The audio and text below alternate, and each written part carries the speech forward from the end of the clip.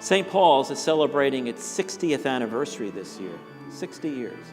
60 years people have gathered here to be fed and nourished, to live this community life together.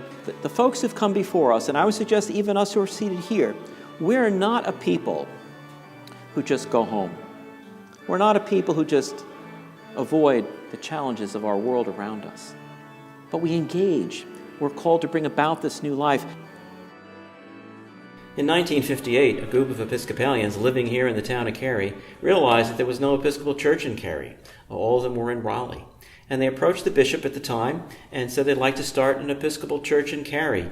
And he challenged them and invited them, if there were 20 families who could come together, a new congregation could begin. Of course, right at first, we sort of met at our house. And I should not have sold that table, my dining room table, because that's where we gathered. Oh, and, around the table. Yeah, and then that was the table. But Bob Williams, he was a math teacher at the high school, and that he got us the room to meet in up there. And of course it was the band room, so there was a piano in there. And his wife was really the only Episcopalian of the four of us that were starting this business. She had to be the altar guild because the rest of us didn't know doodly squat. And it just... Yeah. We had to go up there and sweep up the floor because a lot of times there had been a party the night before in that building, in that room. And we had to clean up crepe paper, for instance. Of course, the people that came had children and she had to fix things in the Sunday school, in the home ec room, and so they were out in the hall waiting to get in. We've always had right many children. One Sunday a couple of years ago, I was looking at the congregation as the children were processing out in children's chapel.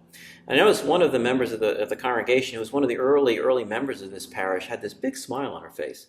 And after the service, I approached her and said, "What was that smile all about?" And she said, "Oh, George," she said, years ago when we first started this parish and we were gathering in the Cary High School band room, she said, I had young children then, as many of us did, and while we were setting up the room for the services, there'd be strollers and carriages and young children out in the hallway, and one of the moms, usually it was one of the moms, would watch the children as we set things up.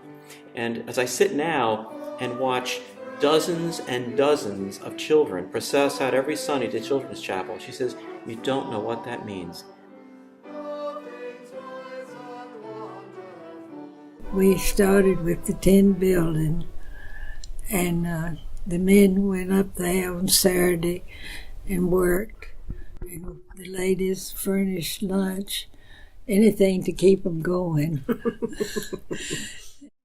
Whatever we needed at church, we tried to provide because we didn't have any money, and so he liked to make wine, so he grew the grapes, and he just made wine.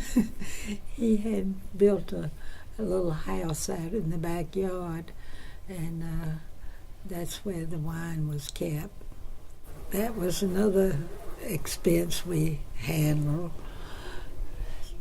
It was something we could contribute, so we did. And we grew flowers because we had to have flowers on the altar. And anything the church needed and it was possible for us to provide, we did.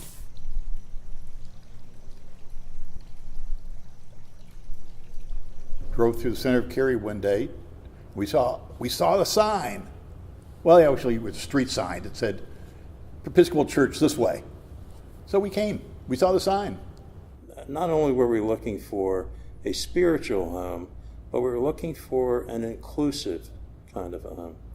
And even though a lot of people or a lot of churches said all are welcome, we found that there were some asterisks in some of these churches. But when we found St. Paul's, I mean, it's clear. As soon as you walk in, it's clear. All are welcome. There's no asterisks or anything here. Everyone's really welcoming and very open. And we just, we love everyone. Sharing talents is one thing that I know all the youth love. And just having fun and meeting new people is something that I don't get to do often. And here I can feel like I'm really welcomed and I can really connect to other people, especially kids my age. Just so happy to be in a welcoming church like this. And one that recognizes that there are things outside of our walls that we can go help people to do something with. I hope we are always welcoming to anyone who comes to the front door. I have appreciated so very many people that have been part of my life through St. Paul's.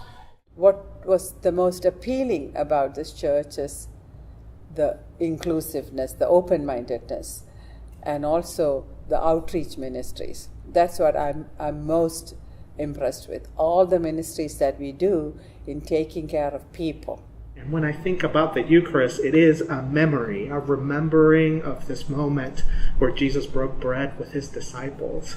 But it is also much more deeply a remembering, a re-putting back together the body of Christ, a reconstituting a social fiber that's been missing in our lives, a kind of alienation, loneliness, and replacing that with a sense of belonging and connection to a much larger body of people. That's what we are here for. We have been Episcopalians, but we had not been going to church. We had just moved up from Florida. When we first came into St. Paul's, it was like we were coming home. We walked in and we just felt that sense of belonging. We have been honored to serve as the co-chairs of this campaign and have been working on this for about a year now. As we started this plan, we spent a lot of time talking to parishioners, and the plan shows and demonstrates what we heard from all of you.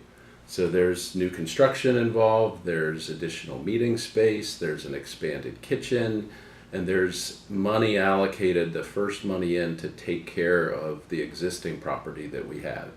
We recognize that the preschool is sort of the crown jewel of our church. It's one of the ways in which the community knows our church, and so we're devoting resources to trying to upgrade and improve and expand that in modest ways. The key thing I think that we are looking forward to is the ability to have this campaign connect to each of you in some way, and that you will see and prayerfully consider how you might be able to support this campaign.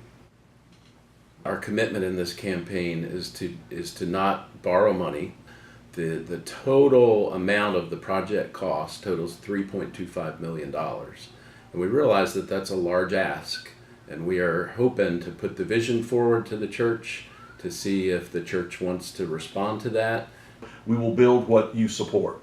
We have a packet prepared for you with a case statement and some other information, and we hope that you'll pick it up today or that we'll be able to deliver it to you in the next few days.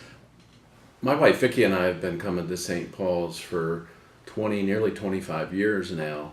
Over that period of time, and for others that were here before me, have just seen St. Paul's continue to grow and to flourish. And this is really the next phase of that growth and that excitement and energy in the community that we're trying to bring. We have a good parish, we have a good facility, but we're trying to make it right size, trying to make the facility match up to what the parish wants to be doing, or what the Lord is calling us to do in this community. We're here with facilities and family and friends and all that, which has been built up over time by the people before us. And we have to do something for the people that will follow us. Anniversaries are both kind of a time to look to the past, certainly, and honor that, but also a time to look to the future.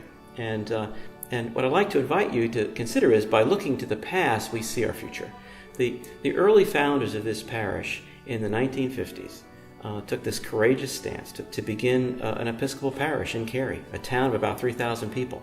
But they weren't really about building this for themselves, but founding a faith community that would be for themselves and the future.